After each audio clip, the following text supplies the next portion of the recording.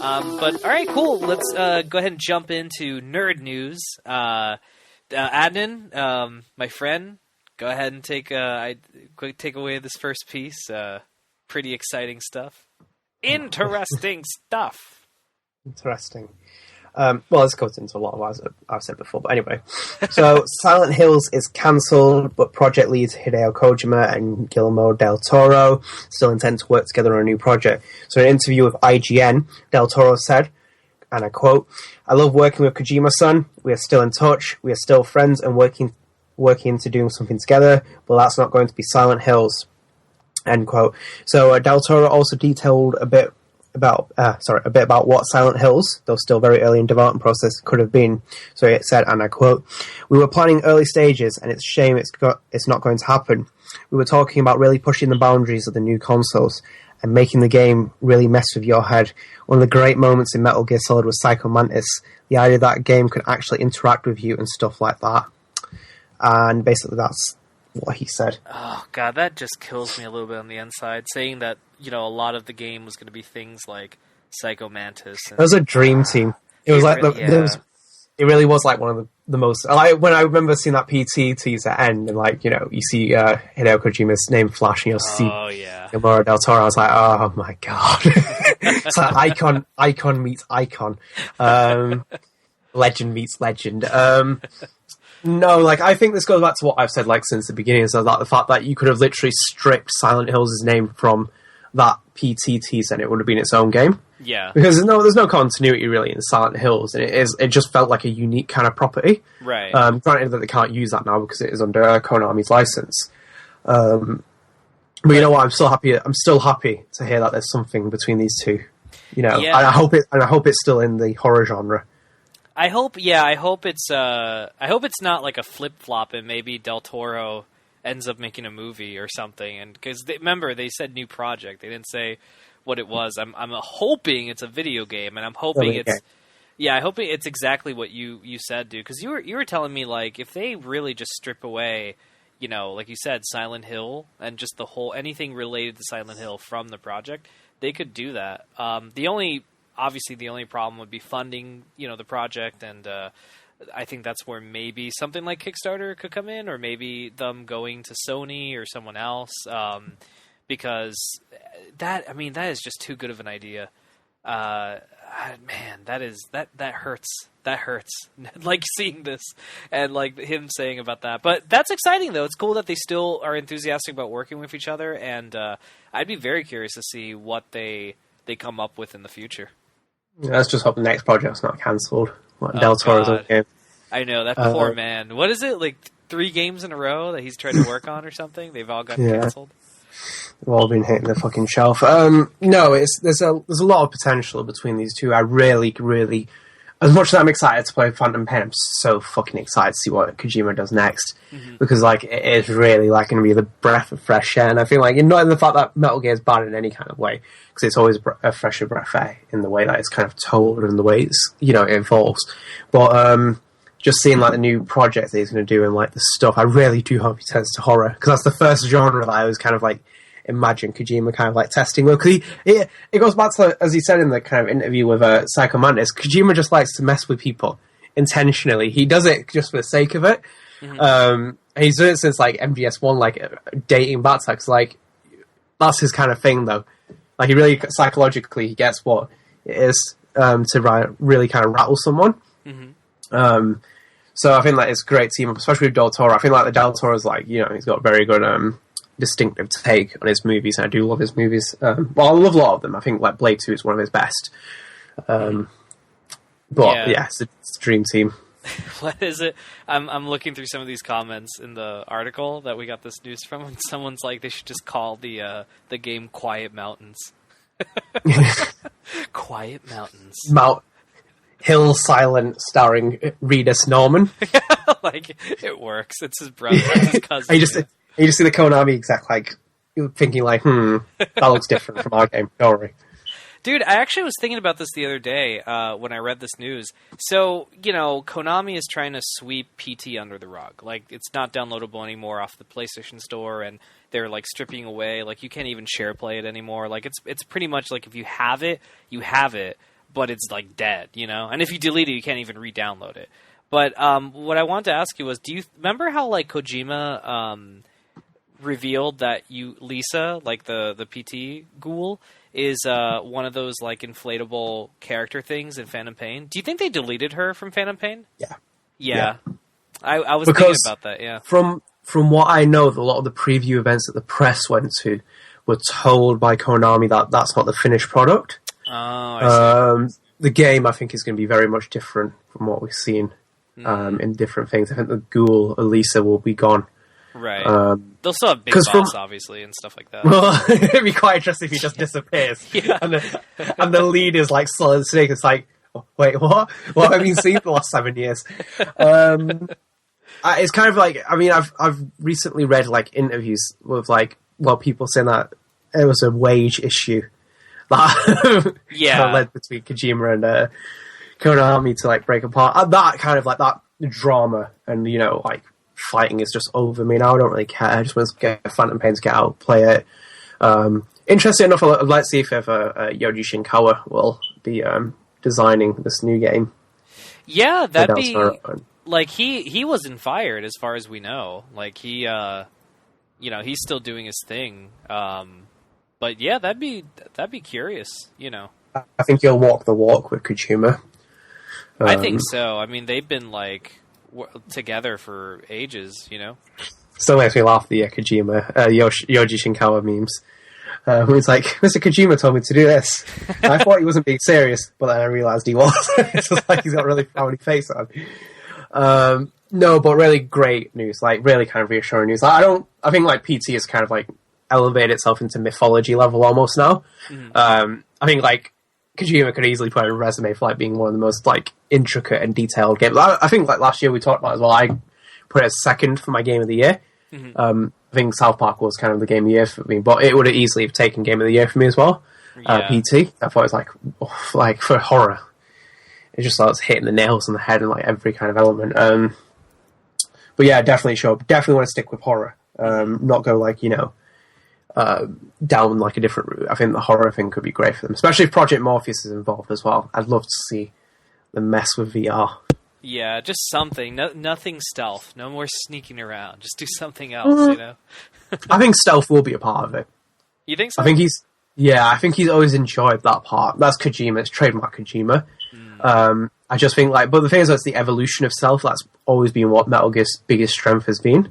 Right. You know, like how they showed that Heroes Win mission at E3 and how you can take like almost 15 different approaches to completing the mission, not necessarily doing stealth, but stealth is what we recommend. Right, yeah. It's just been an evolution. It's no longer linear. I think he just likes to kind of take things and like let people play in their style. Yeah, that could be like a thing I could see recurring into, or not recurring, but like moving on into whatever the hell, you know, project they end up doing. Definitely. Yeah. But all right, cool. Well, I guess moving on to our last gaming piece. So this is very interesting news, and I did not think it was going to be announced this early because it's something that a lot of people were confused about when it was first announced. But okay, so basically Square Enix has announced that Rise of the Tomb Raider will remain an Xbox console exclusive for 1 year.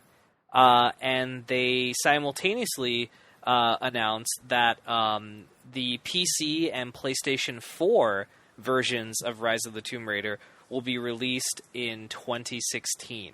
So basically, it says here for almost a year of not knowing the terms of the exclusivity period, Square has revealed release windows for the PC and PlayStation 4 versions of the game. They said that, what's it called? The PC version will be available for Windows 10 and Steam in early 2016, and the PlayStation 4 version will be able to be purchased holiday 2016. And then, of course, the Xbox 360 and Xbox One version is going to be releasing this year, November 10th. So, very interesting. I always assumed they would have announced this after the release of the Xbox versions of the game. Like, I thought November, you know, post-November, they would announce it, and then, you know, maybe like January, they'd be like, all right, you know, you're going to get PC version will be in a few months, and later this year, PS4. I don't know, dude. Do you think this is kind of like a dick move in their exclusivity deal with Xbox? Like, do you think Xbox is pissed right now? No, I think this is what they planned. Oh, this was part of it? Well, it depends, because I think, like, the only reason they've done the exclusive deal is because Microsoft has shed out so much money to them. Yeah. Because they didn't really like the sales for Tomb Raider, the 2013 version. Mm-hmm. And I think, like, if Microsoft threw a lot of cash at them, I think they would take it. Yeah. And, hinder a bit of sales because they're going to make money back anyway.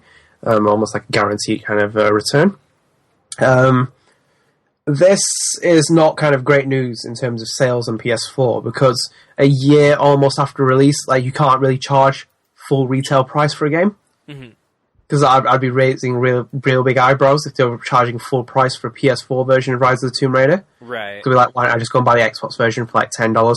And plus, at that point, all the DLC will probably be out. Yeah, it would have to be like a definitive edition, essentially. If they even have the balls to try and release it separately from the DLC, it'll do shit in sales. No one will buy it. Yeah. Well, not no one. No one. It will hinder sales very, very, very badly. Yeah, because they're going to come off as assholes if that happens. Like, oh, you wanted our game? Well, here you go. The core game, fucking $60 a year later. Like, everyone's going to be like, fuck you, dude. Like, you can go on YouTube and watch the whole thing. Yeah, no fucking chance in hell would I do that, pay them for that. Yeah. I mean, it makes sense being come out a year later. I just think it's going to be really bad in sales. Like, it's already in bad sales shape. It's going against Fallout. Oh, so you... Day one. Yeah. Yeah, on that's... day one. I'd Because the thing is, that. you have to remember, these publishers have been talking to each other. Mm-hmm. Like, they obviously have been talking to each other, and every developer must know when Fallout 4 is coming out. Yeah. Like, if they know they have connections with Bethesda. If I'm just saying this is an example. If FIFA 16 or Call of Duty was coming out in the same month as Fallout 4, Activision and EA would fucking automatically withdraw. Oh yeah, I mean that's like a force to be reckoned with. You know what I mean? It's like trying to go up against a hurricane. Like, it's just not going to work. When's Black Ops 3 coming out? Hold on, let me have a look. November 6th actually it comes out before Fallout. Actually, okay. No, but I mean, like, actually, let me correct that. If you were going to have the balls to release it on the same day, no chance in hell would Call of Duty go head to head with Fallout. Granted, it would sell more sales, but it's just going to jeopardize the extra, the extra profit they can make. Right. Yeah. It's just like so stupid. I'm like, why? I think that's why they've done it. Like, that's the only release date they could have had, especially with this kind of like exclusive time frame in place. But it's kind of stupid. It's really bad, especially when it's a year. I thought at most it would be like 2 months or something. Mm-hmm. But when it's a year, I'm like, I'm not going to pick it up for PS4. I'll wait for it to be on PS Plus in 2 years. Yeah, it's to be quite honest, this whole Tomb Raider release date thing, I was actually very surprised that Rise was even still coming out this year. Because I just felt like, man, that is a game that should that's a January 2016 game. Like, where there's nothing out, the holidays are over, some people might have extra money from, like, whatever they celebrate in December or whatever gifts they got or whatever. And, like kind of like what they did with Mass Effect 2. If you remember, Mass Effect 2 came out January 2010. January 2010.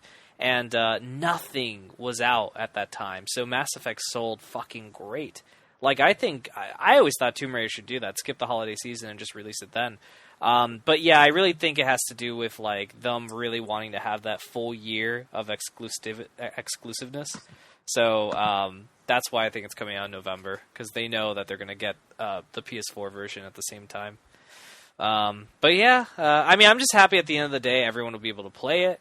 We'll just have to see how they handle that PS4 version when they start talking about it, probably, next year. Got to have every piece of DLC with it. Yeah. And it can't be retailing at $60. No fucking way. Yeah. I'd be shocked if Square Enix even try and do that. They would sell nothing. I don't think they are, dude. I think they're smart enough to know, like, that would be a dumb move. I really? mean, if they do, well, yeah. Well, we are talking about Square Enix. I mean, like, the chips do drop off the table. When you're putting a release date at the same day as fucking Fallout 3, I have to question a lot. Despite the fact that, Microsoft is heavily involved with the project, it is publishing it, you still have to question a lot of it, especially when there is still creative control from Square Enix. Mm-hmm. Yeah, no, that's true. I Yeah. just don't know why you do it. Like, it's so bad. What was it like? Was it Game of Thrones going the same week as Witcher 3? Oh, yeah. I was like, I was that's just like, nice. Telltale, like, you're already bad enough with fucking marketing material. Like, why would you put it out on the same release week as The Witcher 3? Which became one of the best-selling games of 2015 as of now. Yeah, it's so good, too. I do need to pick that up. But, yeah, I just think... They're about to do New Game Plus soon. I'm so excited Yeah, about that. this is like the last 16th piece or something of free DLC. Yeah, man. 16 pieces of DLC is the last piece, and it's a hefty one. That's going to be good. Yeah, it's quite a nice one. New Game Plus is always a good feature. But yeah, I agree, dude. I mean, hopefully we'll see them do that, but, you know, time will tell. Let's cross fingers that they're smart. And they're not going to be, like, fucking assholes about it. But all right, cool. I guess that'll close our gaming section. Let's move on to the entertainment side. So we have a nice movie piece for you guys and a nice TV piece. I'll go ahead and cover the movie piece first. So really cool stuff. Recently, on two separate occasions, but we're going to talk about it all together. The screenwriter for the upcoming Spider-Man film that's set in the Marvel Cinematic Universe and the director of the film have both spoken about the project and, you know, what they're going to go about doing it. So John Ferris Daly and Jonathan M. Goldstein, the writers who are going to be writing the upcoming Spider-Man movie, talked about, you know, how the writing's going and what it's all about. And this is the comment they had to say on the project. And the character, their take on Peter Parker. He's a sharp kid and witty and kind of deals with the fact that he's an outcast and a geek through humor. It is sort of the safety net for geeks like us, so I think we could totally relate to where he's coming from, as well as the superpowers, which we also have. So they understand his geek side, and apparently these guys have superpowers also. So they spoke about that, and then on the flip side, the director, John Watts, discussed his plans for the Spider-Man film. Again, they spoke to him, and they spoke about landing the Spider-Man job and his plans for the film. And he wrote, "I'm not really sure what happened. I had never been to Sundance before, so I was nervous because that was the first time we were showing the movie to an actual crowd. Marvel got to see Cop Car, which was the film that he had recently directed, and they really liked it. Now I've got to make a slightly more expensive version. It's an opportunity to just have a much bigger canvas instead of just scrapping together any story you can tell." And then he went on to talk about Tom Holland, who's going to be playing Spider-Man / Peter Parker. And he said, "Tom can be a real high school student. That's why people love Spider-Man. He's the most grounded, relatable of superheroes, and Tom can really do that. He captures that. And he can do a standing backflip. He's perfect." They went on to talk about, he also went on to say one more thing about how it fits in the larger cinematic world and whatnot.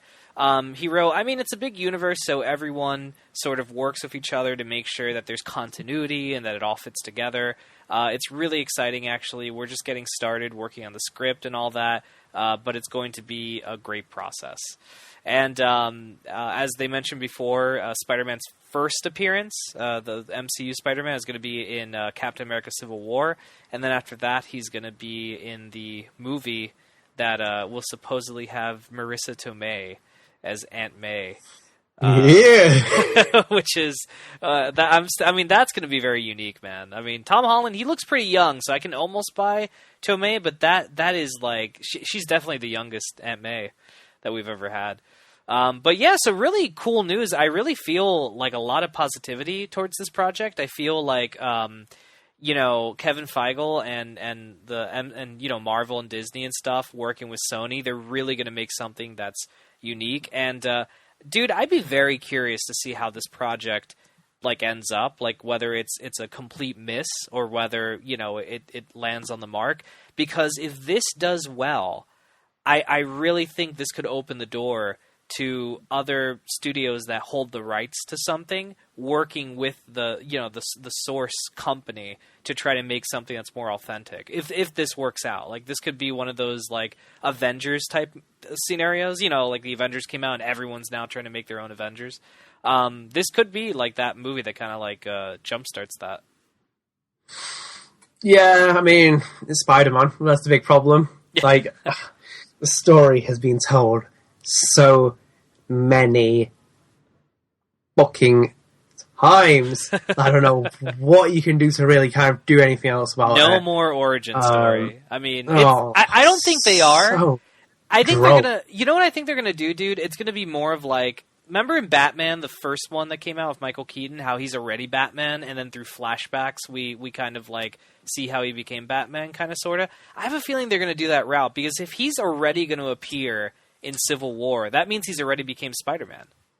I just don't think they need to do the origin story. Like, people just can go watch Amazing Spider-Man. Like, it's only a few years old. Everyone knows it, you know? Everyone knows it. You don't really need to know it either. It goes back to kind of like essence about characters. Some characters just don't need an origin story. Mm-hmm. It'd be more interesting not to know why Spider-Man has his abilities to act like a spider. Like, I think the backstory is pretty shit as well. That he gets bitten by a radioactive spider. Yeah, no, I agree, man. Like, at this point, it's like, just have him in the suit already, running around, saving people, making jokes. Like, don't be like, here's how Uncle Ben died for a third fucking time. Like, with great power comes great responsibility. And it's like, I wish, like, Spider-Man's like, I know Uncle Ben. It's happened twice already.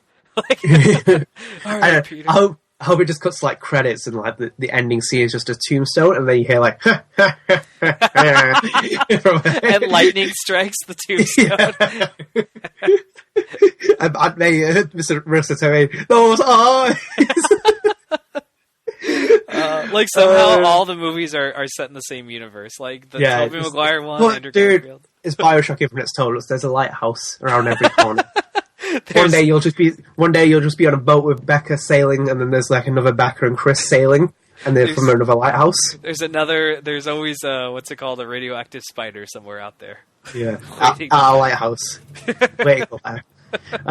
No, I do think the humour thing is there's an important note to touch on, because I think we've always talked about this with Amazing Spider-Man 2. They kind of really capture that character better, right? Than the first film. I think the first film had some good moments, but I don't think they kind of like amplified that really. Comedy side of a kid, because I think that's one of the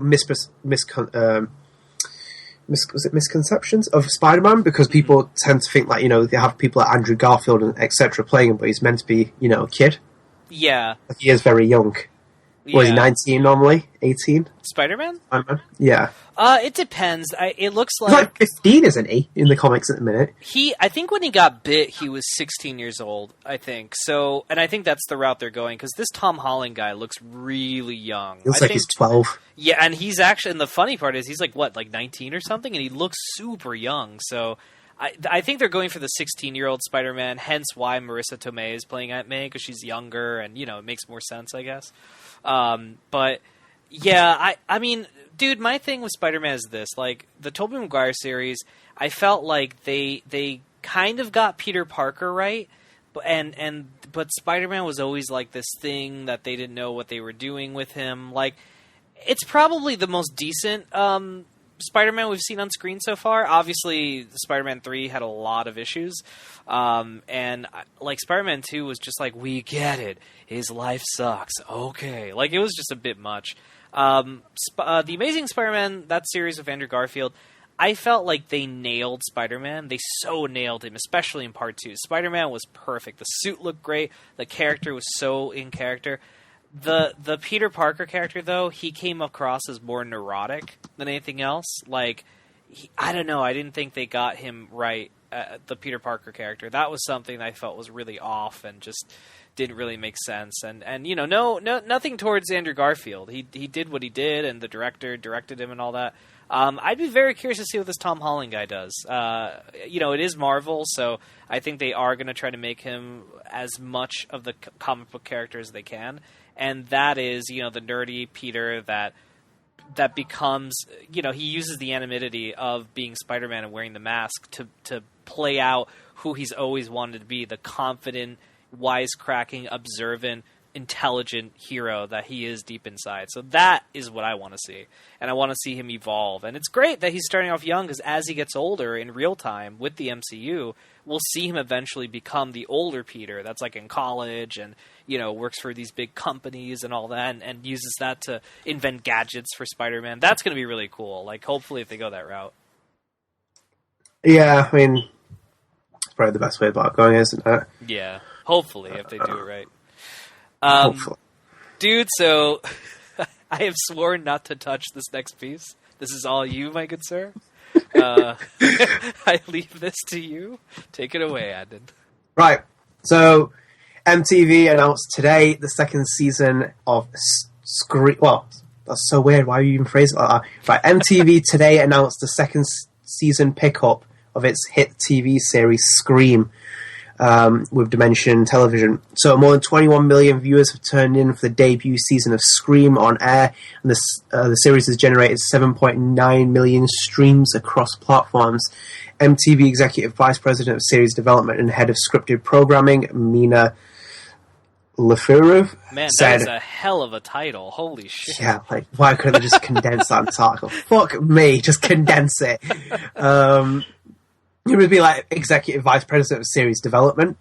Yeah, but no. But anyway, she said, it's been a wonderful experience working with Bob Weinstein and his team, who are such connoisseurs of this genre, and we are thrilled by how the viewers have responded to the renovation of Scream. We look forward to another season filled with suspense, horror, and more twists and turns. We couldn't... Right, okay, and the quotes just keep going on and on. I'm not going to bother reading those.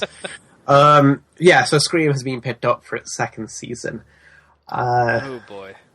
I have not seen it, so I have... The only thing I have to say is I was not interested in the first season, and I'm not interested in the second season, and, you know, what is this comment? Be afraid of the blowjob mask?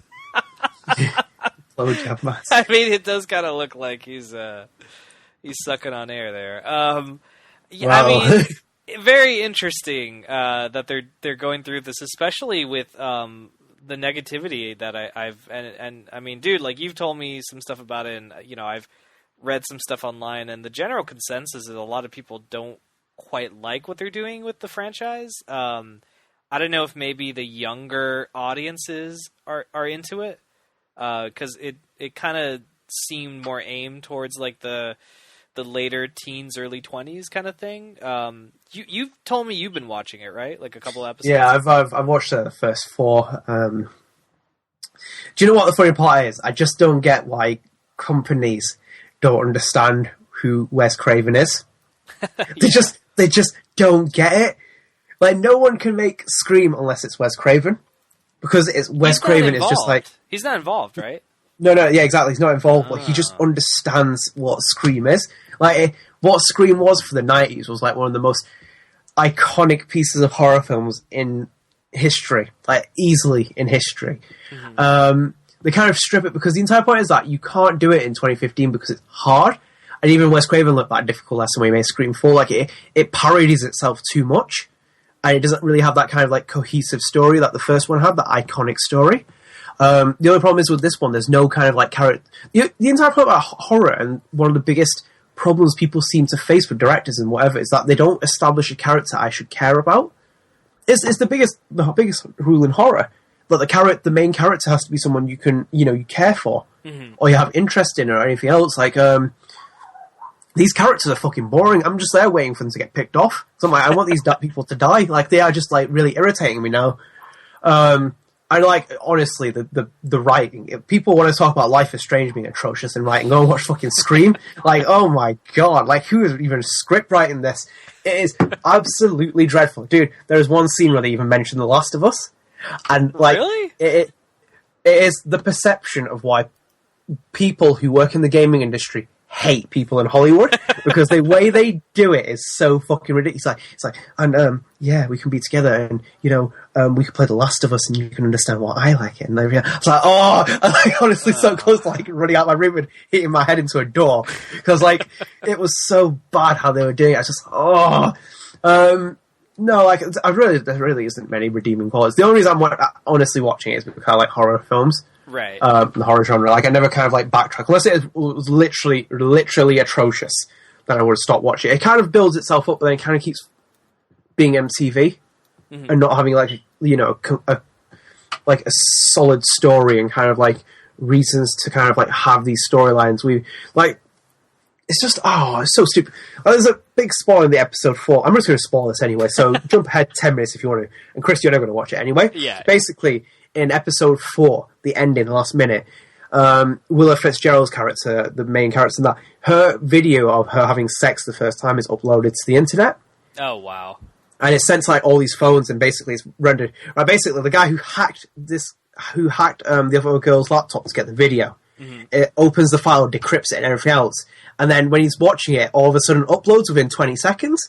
And I'm like, that is the stupidest plot point I've ever seen. Because A, you just close the computer and cut the connection off. B, I've never seen something upload at the speed of lightning. It literally uploads in 20 seconds. I'm like, fucking YouTube and Google must be paying attention. I'm like, how can we improve uploading services here?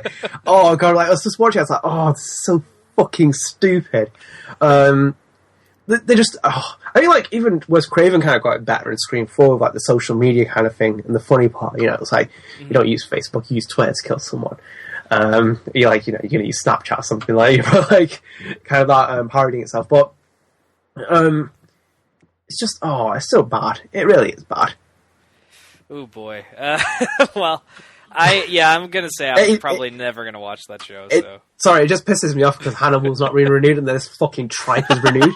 It says everything about TV and ratings, You're like, doesn't it? God damn it. Like, of all the fucking... Like, fuck me, just renew something that is actually, like, near enough, like, cinematography masterpiece, like, creation, and then this shit that is, like, it's ridiculing everything that's horror. Oh, man. Well, that certainly sucks. For anyone, out there that watches the show, I'm good. I'm happy. I'm glad that, you guys get it more. But yeah, I think I'll be waiting until maybe Scream 5.